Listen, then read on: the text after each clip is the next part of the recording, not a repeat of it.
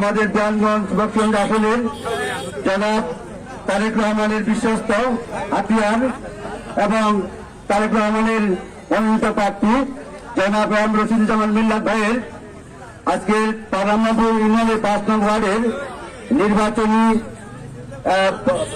সামান্য ঝটিকা মিছিল।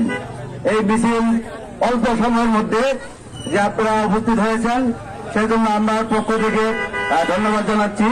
পাশাপাশি আগামী দিনগুলা আমরা সবাই একসাথে প্রত্যেক দিন এই বিকালবেলা আমরা এই বাজারে মিছিল করব।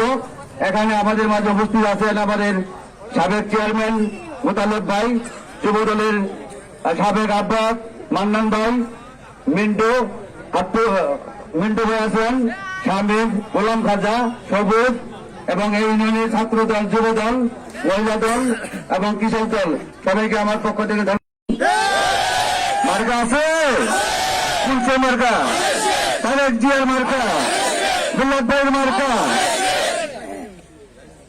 সবাইকে ধন্যবাদ। আরো মিছিল, ঝটিকা মিছিল প্রতিদিন এই বাজারে। আজকের মিটিং ঝটিকা মিছিল এখানে সমাপ্তি ঘোষণা করা।